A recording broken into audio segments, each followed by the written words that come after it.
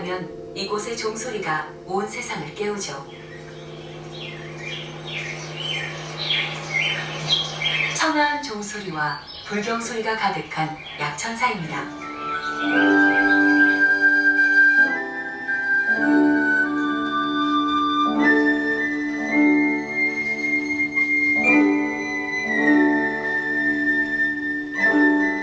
가장 먼저 방문객을 환영하는 돌하루방.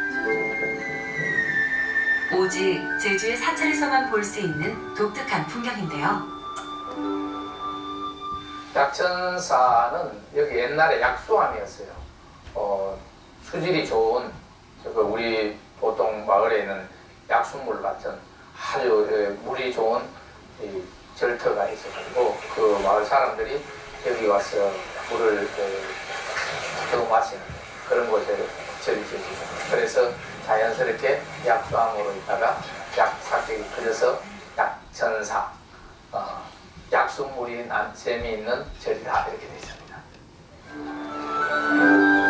이국적인 정치에 흠뻑 빠져들다 보면 이윽고 나타나는 커다란 대적강전의 위용에 놀랍니다.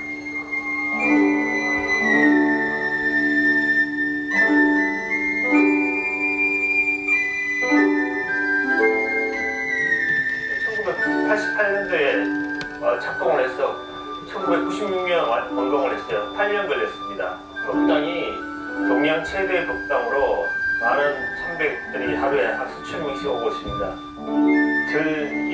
법당 이름이 대적방전이에요. 높이가 29m, 넓이가 500평, 법당 넓이 500평.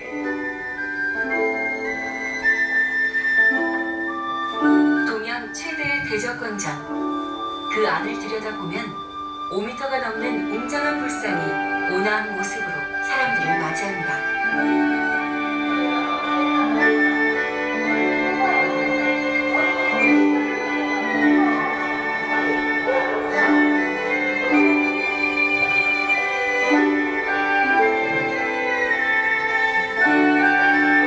불상 주위로는 불도의 세계를 그린 벽화와 곳곳에 달린 등이 신비로운 분위기를 자아내죠.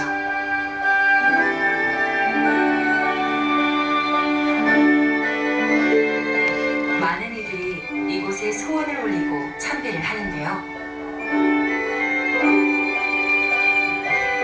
이곳에서 묵으며 속세를 떠난 삶을 생활하기도 합니다.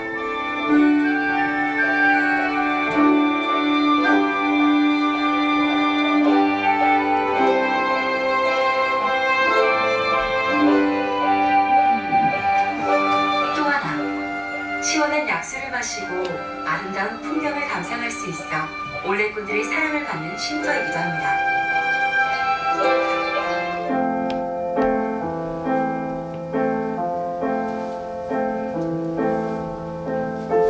마지막에 자막 올라가는 거 보여요. 지금 이 제주 불교 발전에 아주 큰 역할을 해주신 성원 스님 법문을 경청해서 듣도록 하겠습니다. 상이 없어서 좀 죄송합니다. 반갑습니다.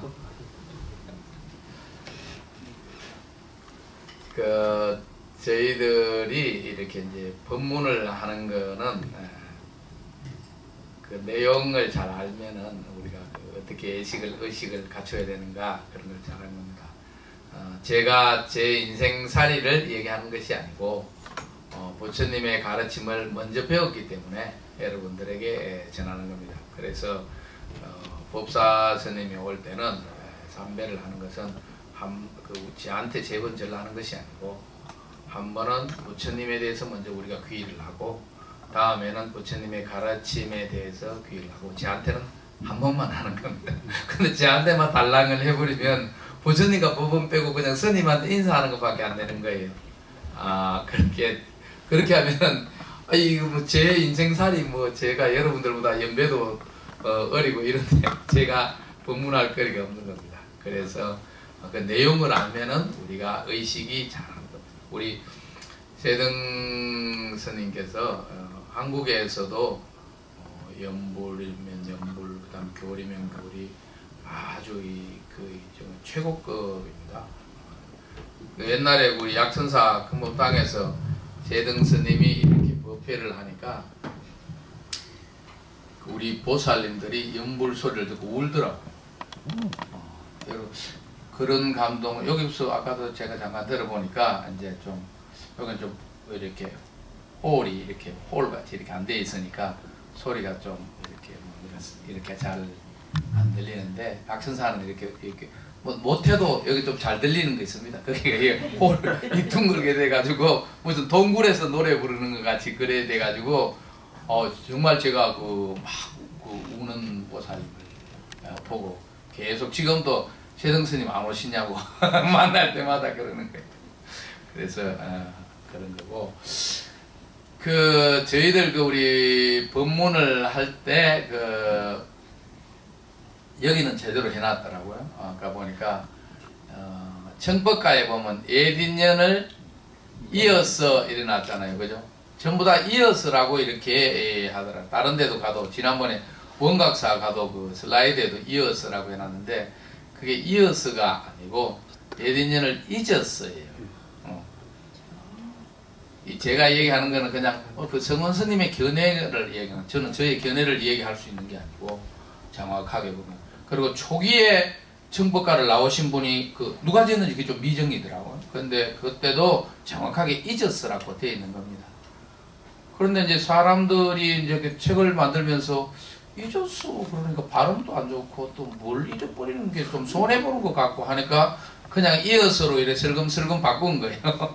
그래서 슬금슬금 바꾼 것이 이제 책에도 이제 그렇게 이어서 쓰니까 옛날에 내가 잊어서라고 하세요 그랬더니 아니 책을 여러 번 갖고 와 스님 청법가마다 전부 다 이었었는데 왜 스님은 잊었으라고 한다고 그러더라고요. 아무리 책에 아무래도 오류라는 게 쭉 한 번 되면 그 다음은 다 오류인 거예요.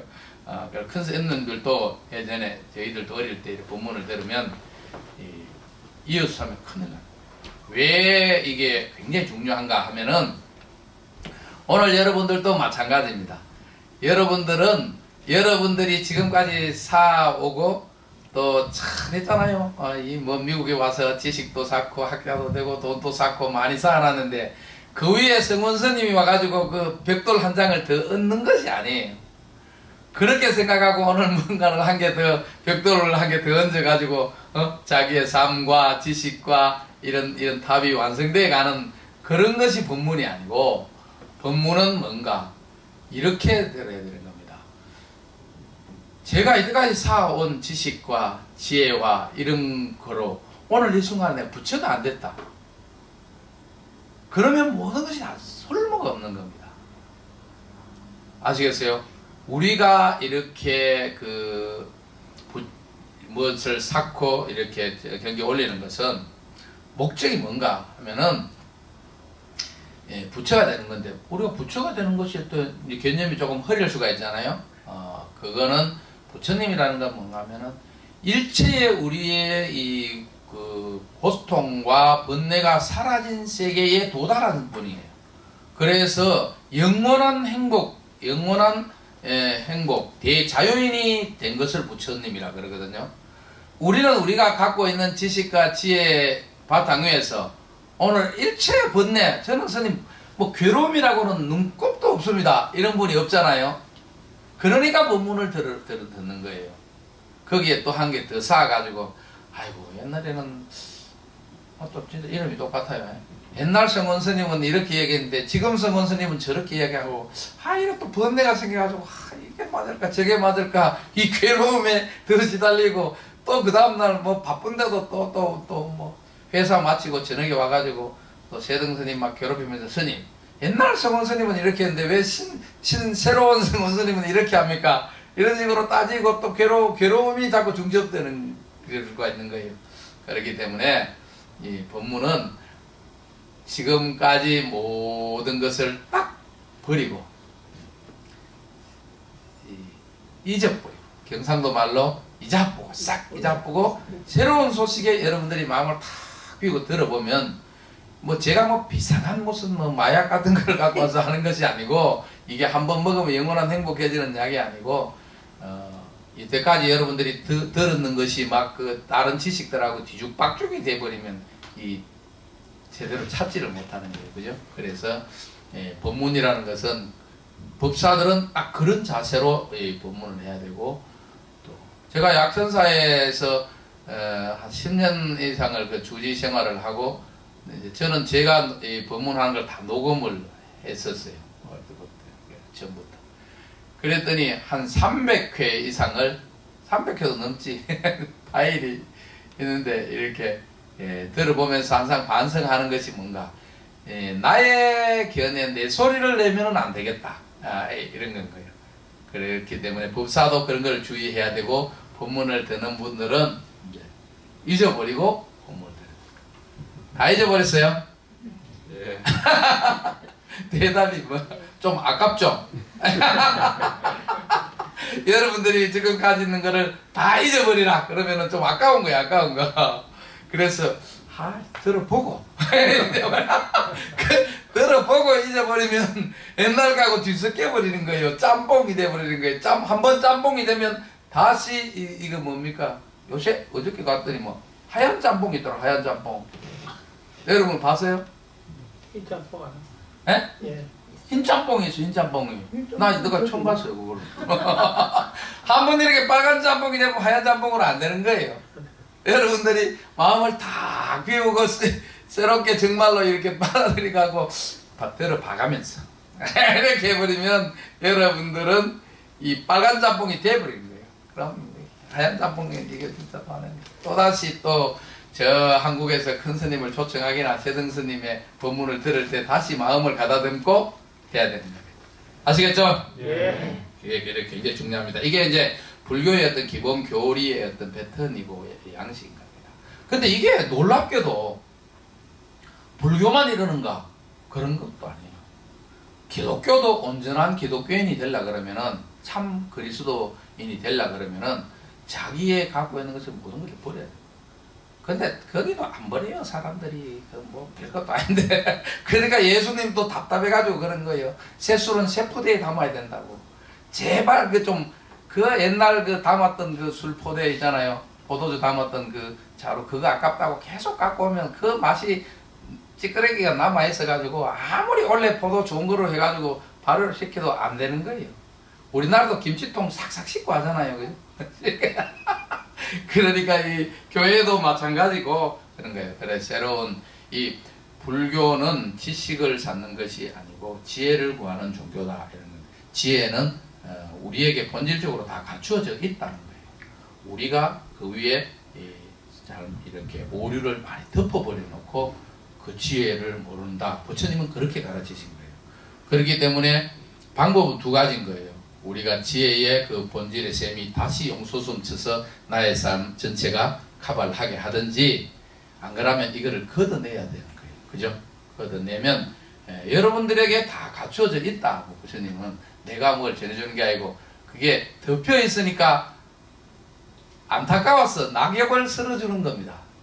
이 법회라는 게, 부처님의 말씀은 우리가 쓸데없이 안 사는 그 아스팔트 위에 어저께도 보니까 재등스님 막 이제 오늘 법회한다고 청소를 하는데 에어 있잖아요. 에어 그거 가지고 막 저 도로까지 막 그 낙엽을 치우더라고요. 그래서 우리 법회를 하고 불교를 공부하는 것은 자기의 마음의 이 지식 찌꺼기들을 날려버리는 겁니다. 날려버리고 이제 새로운 부처님의 소중한 가치를 듣는 겁니다. 여기 와서 어저께 보니까 막 일요법회를 해야 된다고 막 땀을 뻘뻘 흘리면서 막 잔디를 깎고 뭐 이거 뿜고 이러더라고요. 저희들 입장에서는 좀 의아한 거예요. 아니 그 왜 신도분들이 안 오시나? 그랬더니 신도분들은 일요일 날만 오신다는 거예요. 완전 선데이 서비스예요. 그래. 아니 이제 우리는 이제 한국에 익숙해 있으니까 모르는 거예요. 그래서 제가 볼 때는 좀 마음이 참 안타깝더라고요. 그래, 내가 사진도 찍고 있는데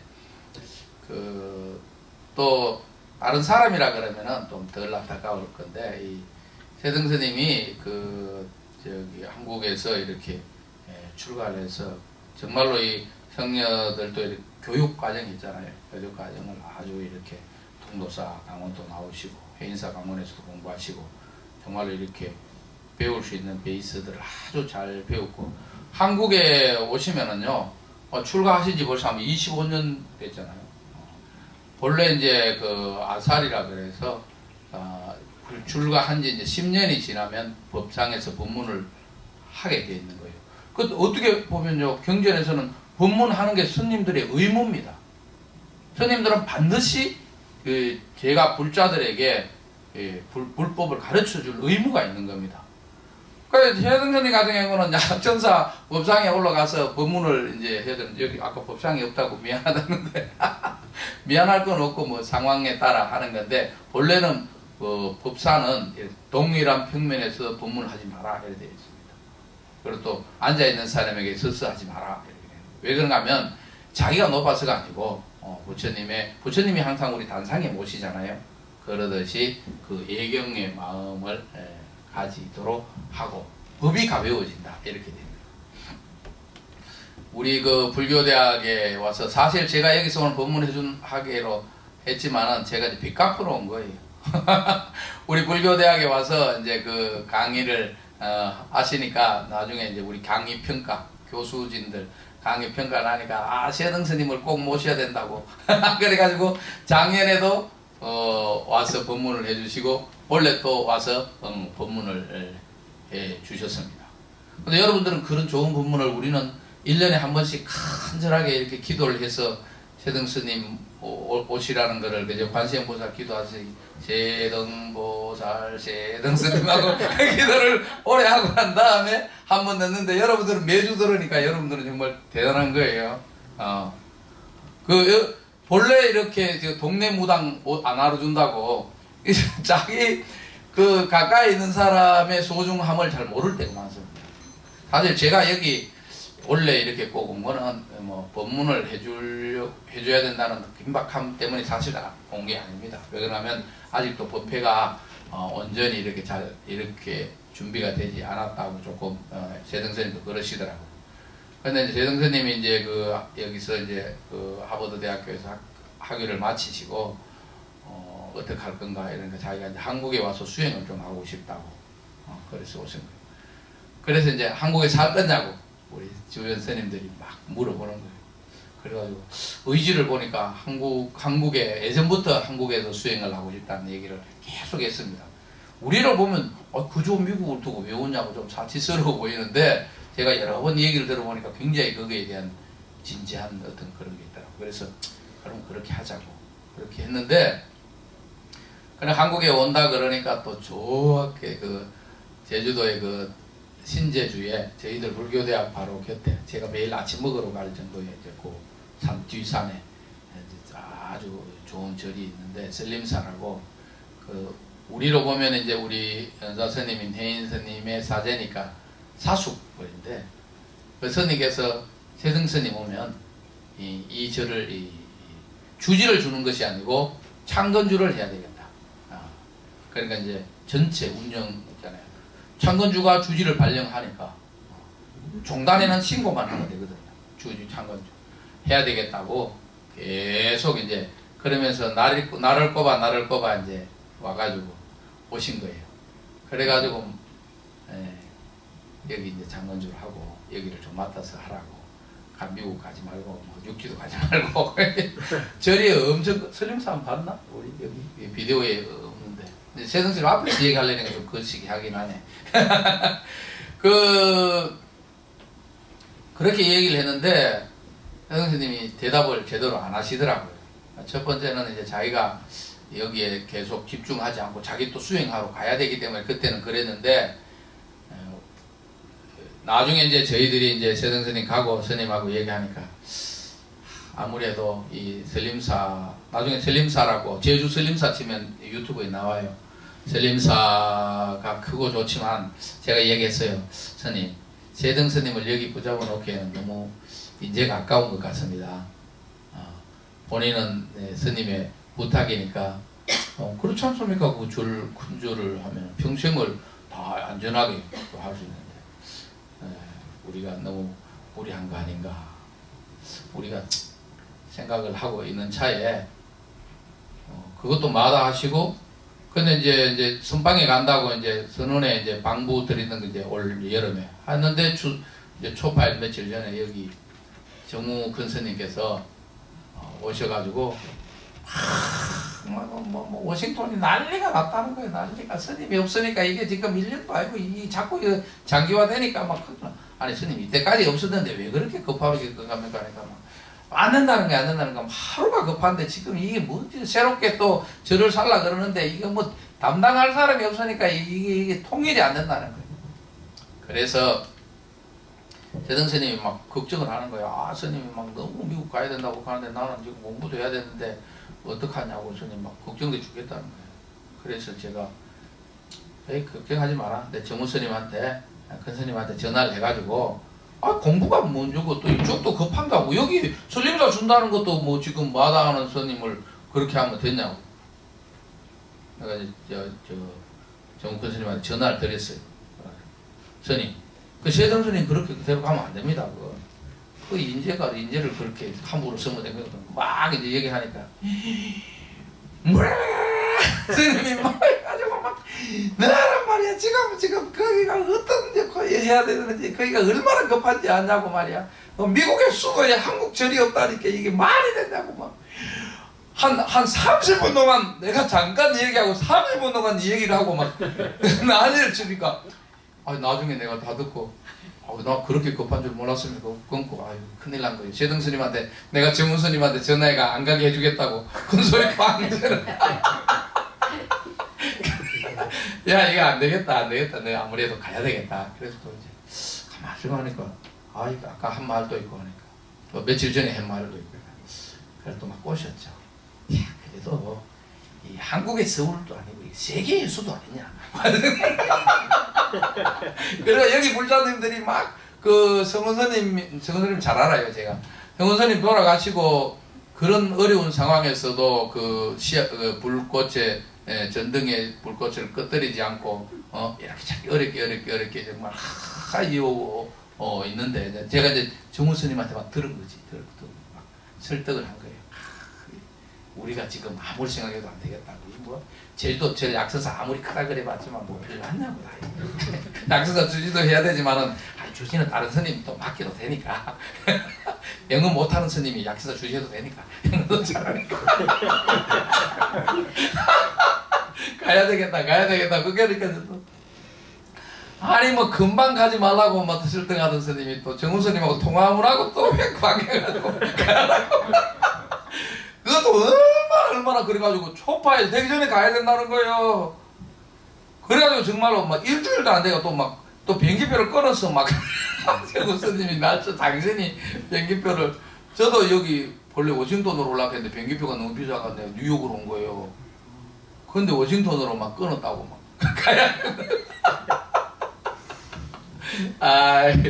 그래 혼자 이제 보내놓고 내가 곰곰이 생각하니까 이게 이제 어떻게 보면 이제 저하고 이제 오랜 인연으로 이렇게 사형사제로 처음 출발할 때부터 이제 같이 지냈는 겁니다. 지내가지고 사실은 걱정이 많이 되는 거예요.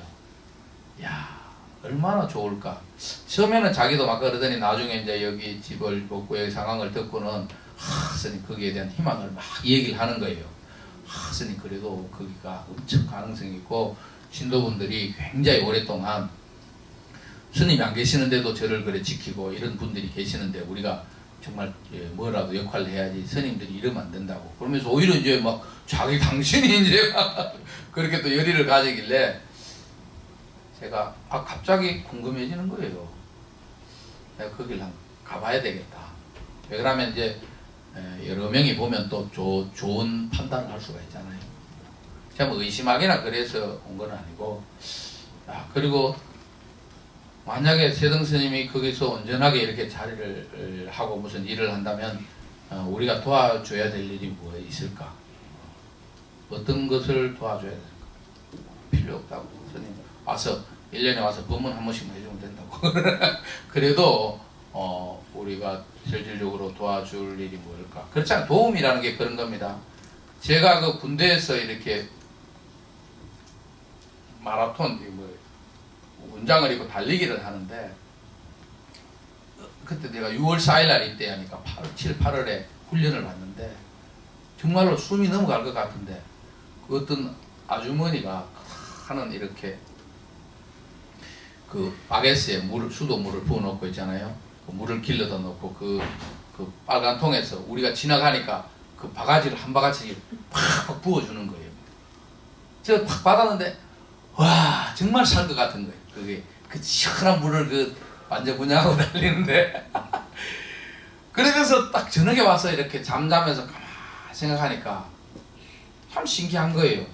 나는 다른 사람의 마음을 한 번도 헤아리고 그 사람의 어려움을 생각해 본 적이 젊으니까 좀 없었겠죠. 제가 뭐 나쁜 사람은 아닌데 그냥 뭐 내 삶만 살았는데 저 아주머니는 거두운 마당에 그 저 길 앞에서 와서 군인이 뛴다 그러니까 물을 받아놨다가 저 더우면 시원한 물을 뿌려주면 좋다는 걸 어떻게 알았으며 어떻게 저렇게 했을까 굉장히 오랫동안 생각했어요. 지금까지도 생각나는 거 봐요.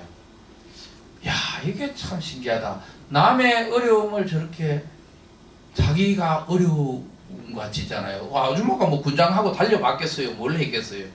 그래서 나는 그때 생각에 혼자 그 아줌마도 아들이 군대가 있는가 이렇게 또 생각을 해봤는데 야 이거 정말 신기한 거예요. 다른 사람의 고통을 어떻게 이해를 할 수 있을까 정말 신비한 거였어요. 저는 제 개인적으로 그게 참 오랫동안 생각해서 직접 군대에 가서 뛰어보지도 않은 사람이 어떻게 군인이 완전군장하는 걸 할 수 있을까 이런 게 생각을 많이 했는데 그게 제 불교에 나는 옛날에 원래 교회를 다녔어요. 교회를 다니다가 불교 교리를 처음 이렇게 뭐 건강경 읽고 들어온 것도 아니고 그냥 기초 교리 책자 그거 읽다가 너무 좋아가지고 오게 됐는데 그게 항상 화두였어요. 어떻게 다른 사람의 고통을 어려움을 이해할 수 있을까? 지금도 잘 몰라는 지금도 말은 뭐 제가 워싱턴 연화정사의 어려움에 대해서 생각해본다 그러지만 이게 완전하게 나의 일같이 저는 지금 만약에 신천지 불교대학 거기 어려움이나 문제가 있으면은 막 완전 정신이 오래될 거예요. 맨날 며칠로 생각할 거예요. 여기 뭐 생각은 아무리 그리 안 되잖아요. 그러니까 지금 생각해보면 우리가 아무리 불교 공부를 한다 해도 그때 그 물 바가지로 물을 뿌려주던 아줌마의 경지에도 내가 못 올라간 거예요. 이 대단한 하는 거예요. 그래서 이제 어떤 세등스님이 여기 오셔가지고 하니까 이왕 본인의 그 스님들이 스님의 길을 간다 그러지만은 또 한 명의 인간으로 생각하면 자신이 태어나서 죽을 때까지 자신의 인생의 문제인 거예요. 그렇기 때문에 저희들이 직접 그런 문제에 막 간섭을 할 수는 없어도 그 제등 우리가 다 완성돼 가는 거 있잖아요. 이것의 완성이 자신의 삶의 완성이라고 일치화시키면은 여기에 올인하게 되는 겁니다. 이게 왜 그러면 연화정사가 박수를 받고 연화정사가 잘 된다고 소문이 날 때 옛날에 우리 정원 스님께서 계속 유튜브에 올렸었잖아요. 제가 다 그때 봤어요.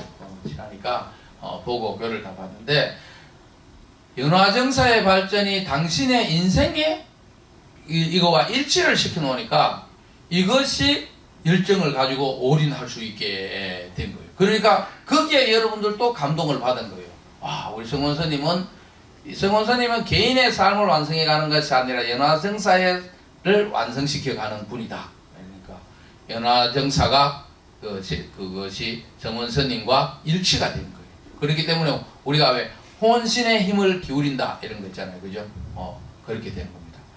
근데 이제 우리 세등스님이 오셨지만 세등스님도 여기에 아직 이제 뭐 뿌리를 내린 든든한 1년, 2년 자란 나무의 뿌리가 아니잖아요. 지금 보면 약간 풀 같은 거예요. 연화정사에. 풀으니까 또 금방 또 뽑히 뿌릴 수도 있고 겨울에 혹한에 오면 그냥 뿌리를 죽여버릴 수도 있는 거예요. 그래서 여러분들이 이 연화정사라는 곳에 세등스님이 깊이 뿌리 내려가지고 큰 나무가 지구를 안고 사는 나무는 저 달나라까지 갈 수도 있는 거예요. 나무 뿌리가 그렇게 깊이 되지 않으니까 못하는 거예요. 그렇기 때문에 지금 발전하기 위해서 우리가 굉장히 함께 처음 그렇지 않습니까? 처음 어린 나무가 뿌리 내릴 때까지는 정말 같이 함께 일을 잘 도모를 해야 되는 겁니다. 그리고 이런 이제 소중한 스님이 왔을 때 전부 다가 한국에서도 엄청 기대하는 거예요. 야, 연화정사에 세등 스님이 갔단다. 야, 그건 잘 되겠다. 잘 되겠다. 전부 다 기대하기 때문에 세등 스님께서도 어깨에 무거운 짐이라고 짐이지만 또 기대가 응원이기도 한 겁니다. 그게 짐이라고 생각하는 사람은 계속 힘들고 그렇게 사람들이 바라봐주고 응시해 준다는 것이 힘인 거예요. 힘. 그래서 다른 사람들도 기대하고 있으니까 내가 잘해야지 이런 기대를 가지고 잘 해 나가도록 그렇게 하도록 하세요. 아시겠죠? 예. 우리 세등 선생님 박수 한번 해주십시오. 여기 나가서 정말로 이렇게 살아보면 양심 바르시고 제가 저보다 나이 차이는 연배는 있지만 제가 정말 존경하는 후배예요. 정말 저는 세등 선생 같이 못 살아요. 그리고 지금까지 살아온 이 족적도 세등 선생 같이 못해요. 저희들이 외국에서 이렇게 세등 스님이 공부를 할 때, 중국에서 공부를 할 때, 어려운데 어떻게 공부를 하나? 그래가지고 제가 약사사 주지로 있으면서 굉장히 제일 친하다고 자기도 막 그러는데 아무것도 도움을 못 주고 있으니까. 그래서 제가 이제 그때 얼마 냈나? 한 달에 50만 원씩을 보내줘야겠다. 이래가지고. 근데 약사사 규모나 이런 거 보면 다 받아치리 그냥 아무런 그게 큰 부담이 안 되잖아요. 세상에 이제 규모라는 게 있으니까. 그래서 이제 통장 번호를 잘 안 가르쳐 주는 걸 억지로 받았어요. 제가 이렇게 보낼 때 다른 선생님들한테도 이제 지원도 공부한다면 다 지원을 많이 해줬는데, 이때까지 이제 메일을 갖고 있어요. 그거를 보내주니까 항상 답변을 보내는 거예요. 제가 약천사에 한 것이었고 앞으로도 약천사에 내가 뭐를 헌신해야 될지 어떤 구체적 계획도 없는데 약천사에서 이렇게 지원을 받으니까 정말 몸둘 바를 모르겠다고, 정말 이거 안 보내줬으면 너무 좋겠다고, 자기가 이거 갚을 계획도 없고 구체적인 것도 없는데 이래 받으니까 정말 빚지는 것 같다고. 어쨌든 자기가 어떻게 말을 하든지 간에 거기서 살아볼 테니까 스님 보내지 말아주세요. 너무 부담스럽습니다. 그런 투에 있잖아요. 글을 매번 보낼 때마다 그렇게 스님 너무 미안하다고, 이게 다 시주들이 신도들이 시주한 돈인데 약천사 무슨 벽도 고치고 다 기와도 바꾸고 이렇게 해야 되는데 제가 받는다는 게 정말 너무 미안합니다. 그런 거를요, 나중에 이제 문자가 되니까 문자로도 보내는데, 지속적으로, 처음에는 그냥 한번 그렇게 하는 거예요. 그러니까, 이 사람의 양심이 거기에 베이스를 두고 있구나 싶었는데, 그래서 제가 정말 세등 스님으로부터 저를 반성했다는 게 그겁니다. 이거는, 내가 정말, 이렇게, 제가 이때까지 그렇게 안 살은 거예요. 정말 저도 그 뒤로부터 정말 이제 반성을 하고 그런 데 대한 삶, 그다고 시주돈에 대한 그거에 대해서 정말로 깊이 생각해서 절대 함부로 낭비를 하지 않아야겠다. 인과를 이제 두려워할 줄 아는, 인과를 두려워하지 않으면 나의 제자가 아니다. 부처님이 그런 글이 있습니다. 그렇게 훌륭하신 스님입니다. 내가 이렇게 공부했다 이런 거야 노력하면 할 수 있다고 생각하지만은 그런 어떤 성리의 어떤 베이스를 갖춘다는 거는 이거는 기본 어떤 인생에 대한 철학의 문제이기 때문에 어떠한 것도 그거는 훼손이 될 수가 없는 거겠어요. 아시겠어요? 예. 박수 한번 보내드리겠습니다. 정말로 뛰어나신 분이에요. 그런 양심. 오늘 이제 칠석 법문을 이제 하자고 했는데 앞에까지는 다 서론이고 어쨌든 이제 다시 여러분 선생님한테 직접 얘기 듣기는 어려울 거예요, 그죠? 본인의 이야기니까 어떻게 하겠어요? 우리가 와서 이제 객관적으로 해주는 거지. 근데 칠석은 이제 우리가 이제 인연을 얘기할 때 칠석인연이라 그럽니다. 이제 남녀가 짝을 못 찾을 때 칠석 기도를 하고, 그런데 이제 그 인연 이제 뭐 거기는 이제 견우와 직녀가 만나는 그거를 인연으로 생각하는데, 이제 불교하고도 굉장히 이렇게 관계가 많은 겁니다. 본래 이제 그 우리 전설을 다 알잖아요. 견우와 직녀가 뭔가 하면은 소치는 목동과 배짜는 천녀인 거예요. 견우라는 말은 목동 소를 보는 사람, 소머리. 직녀는 천을 짜는 여자. 몰랐지? 그래가지고 견우는 이제 동쪽 은하수 동쪽에서 살았고, 직녀는 이제 서쪽에서 살았는데, 직녀가 옥황상제의 그 적은 거예요. 딸인 거예요. 그래가지고 이제 둘이가 이제 사랑을 하니까 결혼을 시켜줬는데, 이 신혼부부들이 그런 거예요. 맨날 저거 좋다고 놀러 다니고, 저거끼리 뭐 일도 안 하고, 시어머니도 제대로 안 찾아보고, 장인어른도 제대로 안 찾아오니까 옥황상제가 꿀따구가 나가지고, 이것들이 저거 좋다고 해도 그래도 이 예의를 잘 갖춰야지, 이 나쁜 놈들. 그래서 은하수를 중간에 풀어버리고 1년에 한 번만 만나는 건 안 되겠다. 알았어요? 그래가지고 했는데, 이 하늘에 이 별자리가 이게 저기 뭐요, 이 견우성이 있는 것은 독수리 자리, 그 알타이나라는 별이고, 우리 이제 그 저쪽은 이제 금운고 자리에 베가라는 별입니다.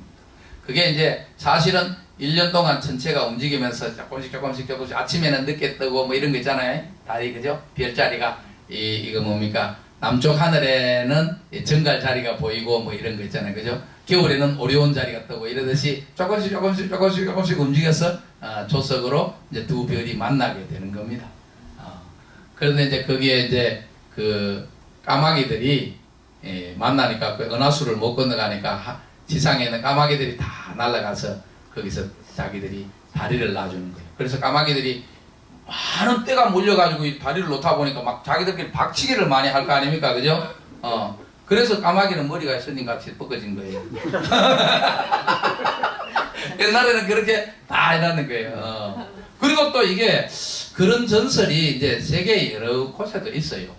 근데 우리가 알타이 족이잖아요. 알타이 산이 있는데, 알타이 어족이니까 아마 그 별을 보고 동쪽으로, 알타이나 별을 보고 동쪽으로 왔는지 그래서 우리가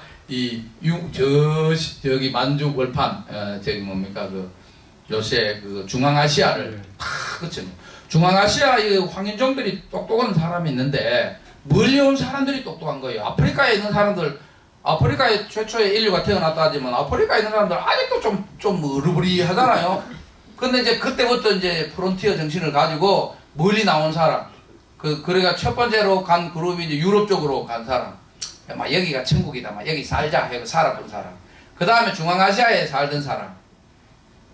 그보다 더 똑똑한 사람들이 뭔가 이 한국까지, 중국을 거쳐서 한국까지 온 사람이 제일 똑똑한 민족입니다. 정말이에요. 세계 그 지능지수 그 검사에 보면 한국이 106위예요. 세계 1위인 거예요. 그거는. 미국이, 여러분들 미국 갔지만 미국도 뭐 똑똑한 사람도 있겠지만 평균을 내면 97인가 밖에 안 돼요. 그러니까 여러분들 미국에 오면 돈 벌 게 많죠. 그게 뭔가 하면은 얼버리한 사람은 못 보는데, 여러분들은 이 지능이 높으니까, 이 알타이 족이니까 그때부터 아마 프론티어 정신을 갖고 온 거예요. 그러니까 지금 그런 걸 생각하면 한국에 있는 사람들보다도 지금 미국에 와서 사는 사람, 미국도 서부에 사는 사람들보다도 동부까지 온 사람들이 훨씬 지능이 높은 거예요. 이거는 역사가 증명하는 거예요. 왜요? 이게 얼버리한 사람이 무서워하는 거거든요. 예, 불교도 이래 다 번뇌가 많은 사람, 공부를 안 한 사람이 번뇌가 많고, 어린애들 엄청 무서워하잖아요. 창문 열고 깜깜하면 무서워하죠. 우리는 안 무서워하잖아요. 우리는 왜 그러면 애들은 똑똑하니까 안 무서워하는 거예요. 이게 자꾸 이게 멀리를 간다는 것은 이게 다 사람들이 그런 그런 지혜로 오니까 멀리를 갈 수 있는 겁니다. 그러니까 여러분들은 우리나라가 세계에서 가장 똑똑한 사람이고 그 중에서도 더 똑똑한 사람이 LA나 로스앤젤레스에서 와서 살고 그 다음에 조금 더 성공한 사람이면 뭐 피닉스나 좀 와다가 그냥 멈춰버리고 여러분 그러니까 제 연화정사는 이게 우리나라에서 제일 똑똑한 사람들이 모이는 절이고 또 이거 그쪽을 보면 세계적으로 보면 세계에서 가장 똑똑한 한인들이 모여서 있는 절인 거예요. 아시겠어요? 예. 정말입니다. 이게 제가 그냥 정말 아닙니다. 여러분들 다 지능 지수 체크해도 아마 한국보다도 더 높아서 한 116쯤 될 거예요. 그런데 이게 중요한 게 있는 거예요. 뭔가 하면은 이거 얼라들은 달래기가 쉬운 거예요. 우리도 이제 어린이 합창단을 하고 있어요. 제가 제주시에 와서 어려운 여건 속에서도 그 약천사도 어린이 합창단이 있어요. 우리는 이제 약천사 신제주 불교대학이니까 서귀포에도 한 게 있고 제주시 오자마자 어린이 합창단을 만들어야 된다 해가지고 만들어가지고 이제 우리 9월 20일 날 정기 공연을 하는데 그 어린이들은 이거 달래기가 쉬운 거예요. 이끌기가. 아이고 스님 그 어린애들을 어떻게 그렇게 잘 기르고 그럽니까? 그렇지만 뭐 간단해요. 오늘 뭐 떡볶이 준다 하겠다가 뭐 이제 다음 주 뭐 결석 좀 자자면 야 다음 주에는 피자다 그러면 또 다 오는 거예요. 간단한 거예요. 얼버리한 사람은 이 달래기가 좋은데 이 진앙이 나쁘면 이거 끌고 가기가 어려운 거예요. 이게 너무 똑똑해서. 그래서 세등스님 정도가 아니면 이게 안 될 것 같아요. 세등스님이 그런데다가 세등스님은 또 이 불교적 뭐 양심이라고 하면 양심이고 또 그보다 더 중요한 것은 이 헌신적 자세인 거예요. 헌신 진짜 어저께 막 불 베고 딱 매일 청소하더라고요. 매일 아침에 막 그 식당도 청소하고 이게 제가 저희도 이제 성녀들 교육을 많이 시키기도 하고 지금은 이제 불자들 교육 시키는데 교육은 그걸 하면서 담당을 해서 스님들의 첫 번째 덕목 물론 그 구도다 이렇게 그거는 이제 너무나 당연한 거니까 빼버리고 나면 딱 우리가 중요시 성녀들이 가져야 되는 게 헌신인 거예요. 헌신. 우리 신제주 불교대학의 그 학훈이 매진과 헌신인 거예요. 학습과 수행에 매진하자. 가정과 사회에 헌신하자. 헌신적 자세가 없으면은 절대 안 되는 거예요. 이 남이 이렇게 땀을 흘릴 때 모든 사람들이 행복해하는 거예요. 여러분들 어떤 음식이 가장 맛있는지 아세요? 단지 아세요? 이 보살들이 고생 많이 한 음식이 맛있는 겁니다. 그냥 샐러드 잘라가지고 이거 쭉쭉쭉쭉 뿌려가지고 주면요. 먹기는 먹지만 그게 맛있는 게 아니에요. 뭐를 강고등어를 한다 그러면서 찔리고 요리고 볶고 찜찌고 이 떡도 있잖아요. 떡도 그냥 이렇게 찐빵같이 뻑뻑뻑 뭐 검은 거 몇 개 넣어가지고 뻑진 거 별로 안 맛있는 거예요. 송편만 만든다고 약 넣고 그리고 지르고 이러면은 더 맛있는 거예요. 제가 인도를 여행을 하는데 그 데칸 고원이라는 게 있어요. 여러분들 고원은 우리 사람들 잘 모르는데 이 대륙이 이래 있다면 고원이라는 것이 뿔 한 300m 높아가지고 또 평지가 있는 거예요. 우리 개마고원 얘기 들었잖아요. 데칸 고원이라는 게. 그래서 인도가 너무 더운데 중간에 땅이 불쑥 솟아 한반도만큼 넓은 거예요. 솟아가지고 이렇게 있으니까 여기는 좀 시원한 거예요. 그럴 거 아닙니까? 300m 고도에 올라. 데칸 고원에 거기에 이제 아잔타 엘로라라는 이제 그러니까 스님들이 수행을 그때 나중에 많이 했죠.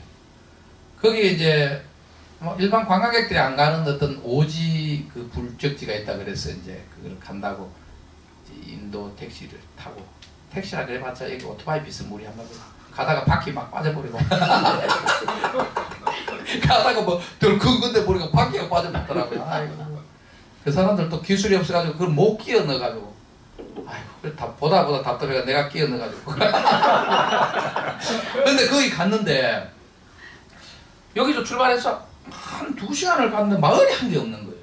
근데 거기 가는데 거기가 옥수수 밭인 거예요. 그 사탕수수밭. 근데 거기 이제 사람들이 사탕수수를 이렇게 베가지고 베더라고요. 이야, 그 생각해봤어요. 그 뭐 시원하다 해도 40도예요.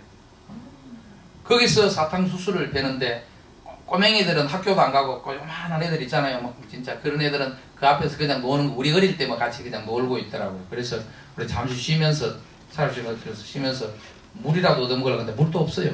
자기들 먹는 물도 물이 먹을 수 없는 물인데 그 사탕수수를 베가지고 이제 인디안 집같이 이렇게 사놓고 하고 애들은 그 안에서 놀고 밥을 뭐 먹는가 싶어서 봤더니 까만 이렇게 냄비 같은 거 있잖아요. 거기에 뭐 이런 거 사탕수수 넣어가지고 죽같이 끓여 먹고 그걸 한 개 먹고 그 가족들이 꼬맹이들도 다 뭐 머리에 이고 막 여자들은 머리에 이고 나르고 남자는 베고 그러는 거예요. 야 세상에 이 가혹한 노동이라고 하지만은 옛날에 우리나라 사람들 그 하와이 사탕수수밭에서 뱉다 그러잖아요. 예. 그런 걸 보면서 처음으로 제가 보고 야 눈물이 나더라고요. 세상에 이게 이렇게도 인간이라는 것이 살아가는구나 싶어가지고 눈물 나는데 그 사탕수수밭에 거기 어린애들이 학교도 안 가고 거기서 일을 하니까 또 다음 때도 또 그 사탕수수밖에 별 게 없는 거예요. 그래가지고 이제 그것을 마치고 보고 쫙 이제 이쪽으로 가는데 내가 마을이 어디 있는가 이 사람들 자란 마을 끝없는 평야 마을이 없어요. 한 시간 좀 지나 차를 타고 달리니까 그게 마을이 있더라. 그러니까 한번 거기 가면 이 인년집 같은 거를 사탕수수 뱅거로까지 묶어놓고 거기에서 이 진짜 한 달씩 그냥 계속 베는 거예요. 그러더라고. 내가 나중에 물어봤어요. 저 사람들 어디서 잤냐 그러니까 그냥 그 뒤로 내가 설탕을 먹을 때마다 그런 걸 느끼는 거예요. 이 설탕이 단 이유는 다른 사람이 땀을 많이 흘렸기 때문에 달다. 그런 관점에서 보니까 이 세상에 내가 좋은 거는 전부 다른 사람의 땀이 스려있기 때문이다. 여러분들이 법당 깨끗하니까 좋죠. 카페트인데 우리는 마루로 깔아놨는데도 제대로 안 닦아가지고 막 보살펴보고 예 뭐하냐고 말해봐. 첫 법회하는데 닦지도 않는다고. 막 깨끗 치부되는 거예요 한국 스님들은. 근데 다 어제 저런 것도 와가지고 막 이거 뭐야 진공청소기 막 돌리고 막 계속 청소하는 거예요. 여러분들이 법당에 와서 법당 깨끗하니 너무 좋다 이러면은 누군가의 땀을 흘린 거예요. 그 누군가가 누굽니까? 여러분들의 행복은 세등스님의 땀이라고 생각해야 되는 거예요. 아시겠어요? 예. 정말 이게 그래서 이제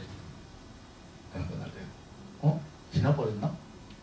어쨌든 마무리할 테니까 그 인연이라는 것이 그렇고 이제 불교로 이제 간단하게 말하면 인연이라는 것은 인연이 중요한 것, 인과 연이 중요한 것이 아니고 우리 불교는 본래 가르침이 인연과보입니다. 인연은 과를 낳기 때문에 불교는 절대 기적을 기다리면 불자가 아닌 거예요. 이 세상에 하늘 위 하늘 아래는 기적이 없다는 걸 믿어야 되는 거예요. 다 원인과 결과에 의해서만 나온다. 이거를 철저히 믿는 것이 불자고 다른 종교는 미라클 기적을 믿잖아요. 기적을 믿으면 안 되는 거예요. 하나님도 불교적으로 말하면은 기적은 일으킬 수 없는 겁니다. 그거는 기적이라고 생각하고 맹신할 뿐이지 절대. 그래서 불교는 철저히 원인과 결과가 있는데 인연이라는 것은 뭔가 하면 인과 연의 두 마디인 거예요. 인이라는 것은 마치 씨앗과 같은 거고 연이라는 것은 그 환경과 같은 겁니다. 그렇기 때문에 인이 아무리 좋아도 물이 잘 오고 그다음 좋은 옥토에 안 자라면 그죠? 이게 좋은 결과가 나올 수가 없다. 이런 건 거예요. 그래서 사람들은 태어나기를 인은 이제 거의 비슷하게 우리가 가졌다 치더라도 연을 잘 맺어야 되는 거예요. 여러분들 뭐 이렇게 다 똑똑하니까 여기 와서 다 미국이라는 인연을 맡고 넓은 토지에 좋은 기회에 이런 데 오니까 여러분들이 이렇게 다 발전하는 거예요. 여러분들 뭐 한국에 있어가지고 옛날에 어려울 때 해가지고 뭐 밥도 못 먹고 맨날 그거 무슨 뭐 기계나 닦고 있었다 그러면은 여러분들이 이렇게 홀치한 인물로 이렇게 살 수가 없는 거예요. 아시겠어요? 예. 이 연을 잘 만나는 거예요. 그러니까 연을 어떻게 잘 만나는가? 이게 이제 중요한 거잖아요. 누구나 다 그렇게 하면 좋은 결과가 나온다는 거는 결과를 기다리면 안 되는 거예요. 인과 연이 잘 결합되면 결과는 자연스럽게 나온다. 이것의 믿음이 불교의 믿음인 거예요. 부처님은 인과를 믿지 않으면 나를 믿지 않는 거다. 이렇게 얘기했거든요.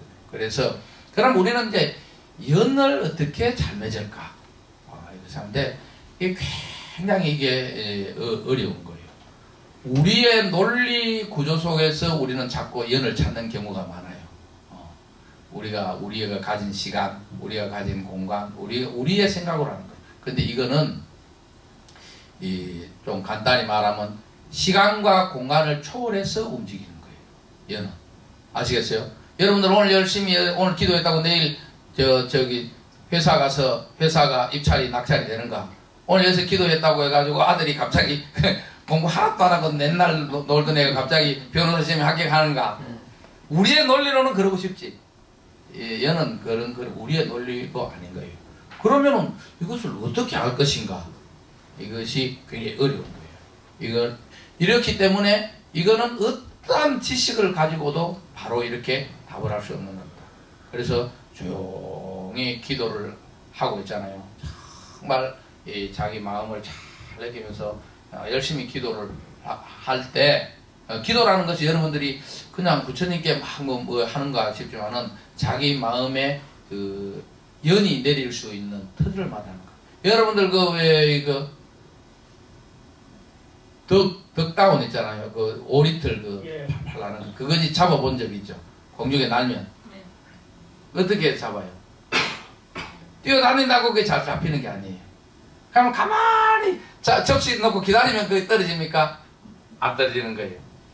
이 연이라는 것은 마치 그런 것과 마찬가지입니다. 자기가 한다고 그냥 결혼할 때 손 잡는다고 무조건 땡겨오는 거 아니었지, 그지? 이게 그렇게 되는 게 아닌 거예요. 뭐 우리가 생각하듯이 그렇게 되는 게 아니에요. 자기가 허우적거리고 뛴다고 되는 건 아닌 거예요.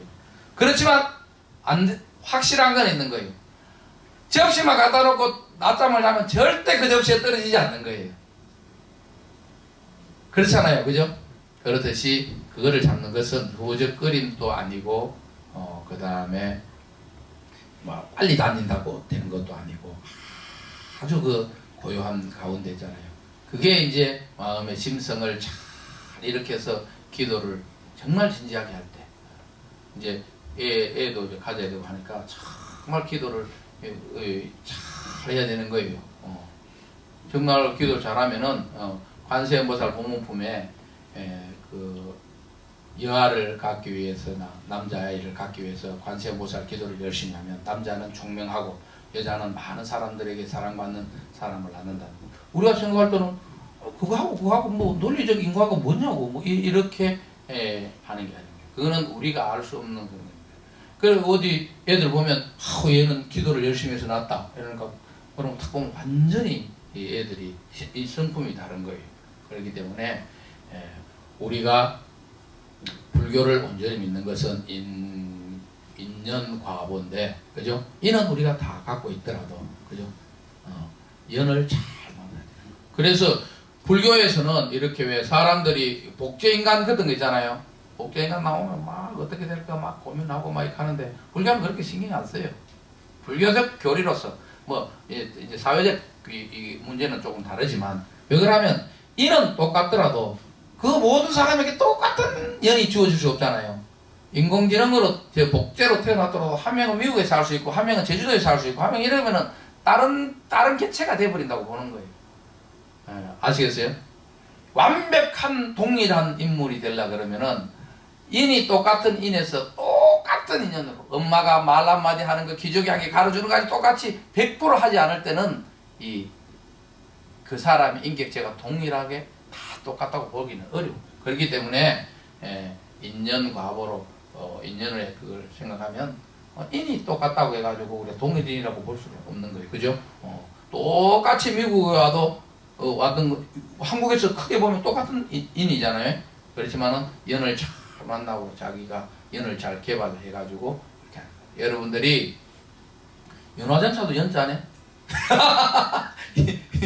이 연자하고 다르긴 한데 어쨌든 연화전차와 연을 잘 잘 맺어가지고 여러분들이 갖고 있는 좋은 달란트, 좋은 어떤 기식의 베이스나 모든 능력의 베이스가 은하정사라는 것과 함께 결합을 해가지고 사회의 지식과 결합하면 사회적 어떤 결과물이 나오지만 또 다른 여러분들의 삶의 행복, 두려움이 없는 행복의 세상으로 이렇게 쫙 움직일 수, 피어날 수 있게 다시 한번 피어나는 겁니다. 인이 좋아도 연을 만나지 못하면은 과가 좋지 않는 거기 때문에 우리 질서 기도라는 것이 인연을 잘 이해하고 이게 좋은 과만 생각하는 거는 도둑놈이에요. 아무것도 안 하고 그냥 돈만 생기는 거 다 도둑놈들이 그런 생각을 하는 거예요. 그렇기 때문에 그렇게 하면 안 되고 좋은 인을 가지고 연을 잘 개발해서 이 세상에 더없이 좋은 이 과를 받아가지고 그래가지고 이제 돈도 많이 벌고 공부도 많이 하고 복도 많이 받고 그렇게 살도록 해요. 그래도 또 스님 말 듣고 또 너무 열심히 해가지고 이제 막 너무나 이 과가 지나치게 많아져 볼 때도 있을 거 아니에요, 그죠? 그러면 어쩔 수 없이 뭐 제가 받으러 오기나. 스님이 빨리 너무 복이 많아가지고 이게 큰일 났다 싶으면 여러분들이 제주도로 불러오기나. 어쨌든 그 다음 문제는 그 다음 문제로 생각하고 훌륭한 연을 이어서 우리 질석에 잘 생각을 해서 정말 위대한 과를 낳도록 합시다. 아시겠죠? 예.